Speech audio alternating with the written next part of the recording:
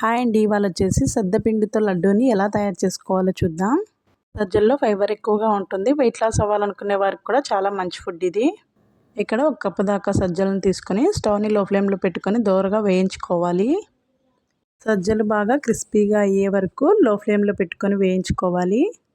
కొంచెం చల్లారిన తర్వాత ఒక మిక్సీ జార్లోకి వేసుకొని మెత్తగా పొడి చేసుకోవాలి. అలాగే మీరు తినే స్వీట్ని బట్టి అందులోకి బెల్లాన్ని యాడ్ చేసుకోండి. అలాగే 1 టేబుల్ స్పూన్ ఇలాచీ పౌడర్ వేసి బాగా మెత్తగా పొడి చేసుకొని తీసుకోవాలి. ఒక ప్లేట్లోకి వేసుకొని అందులో కొంచెం కొంచెం నెయ్యిని యాడ్ చేసుకుంటూ సజ్జపిండితో చేసిన లడ్డూలు డయాబెటీస్ ఉన్నవారు కూడా తీసుకోవచ్చు. చాలా టేస్టీగా ఉంటాయి, హెల్తీగా. అప్పటికప్పుడు పిల్లలకు కూడా చాలా ఈజీగా తయారు చేసి పెట్టవచ్చు ఈ సజ్జ లడ్డూని. ఈ సజ్జ లడ్డూను స్టోర్ చేసుకోవడానికి కాకుండా అప్పటికప్పుడు తయారు చేసుకొని తినేసేయచ్చు. లడ్డూలు చుట్టేసుకొని డెకరేట్ కోసం ఒక బాదం పప్పు పెట్టాను. ఈ వీడియో మీకు నచ్చినట్లయితే లైక్ చేయండి, షేర్ చేయండి, సబ్స్క్రైబ్ చేసుకోండి. Thank you for